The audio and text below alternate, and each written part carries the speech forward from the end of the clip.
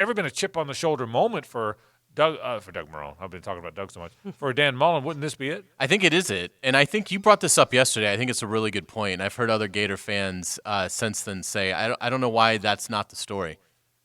They've had 2 shutouts in another game where they allowed 3 points. Now, granted, 2 of the shutouts were to bad teams, but still, it's hard to play 60 minutes of football 3 times and only give up 3 points. In today's offensive climate. Absolutely. So I think what tends to happen with Florida is the identity of that program is so wrapped around the offense because of how great Spurrier was, how great Urban was, the great players that have been on that side of the ball.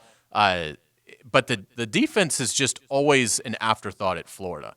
And the story of this Gator season is they might have a defense that is as opportunistic as any they've had in a while when it comes to getting sacks and taking the ball away. They're second in the country in both.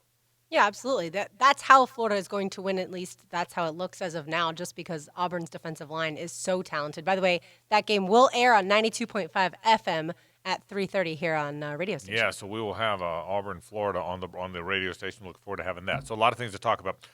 I'm going to start with the Jags this way, and this is a happy moment for me. And I don't mean this derogatorily toward Jalen Ramsey, who I think is a very good player, and I hope plays here a lot of years. I do. I think it's refreshing that is no longer a mainstay story. Nothing's changed. By all accounts, Jalen's request for trade has not changed. He's been clear about that on that podcast he jumps on from time to time. By all accounts, the team's position doesn't seem to have changed. Baselli said something interesting with the boys in the morning with Dan and Jeff yesterday. He would like to see the team come out and say, we're not trading him, move on. What's the next story? But I almost think they have said that. They just haven't announced it. I think you speak louder with your actions than you do your words. And I think the team has pretty much said with its actions, not with inside sources, is said, we're not trading him. If we were going to trade him, we would have traded him. It's not, unless some new deal comes along because some contender loses a cornerback between now and October 29th, and if they do, they may be willing to up the ante. But if it's a contender, remember, there's fewer contenders on October 28th than there are on October 21st. And there's fewer on October 14th than there are on the 28th.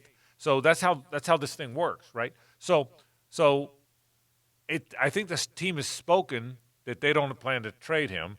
He has spoken in words he still wants to be traded. The X factor is we don't know what he's going to do about playing. The X factor is he going to play? But, and I guess making a story about bringing with it, but I guess the point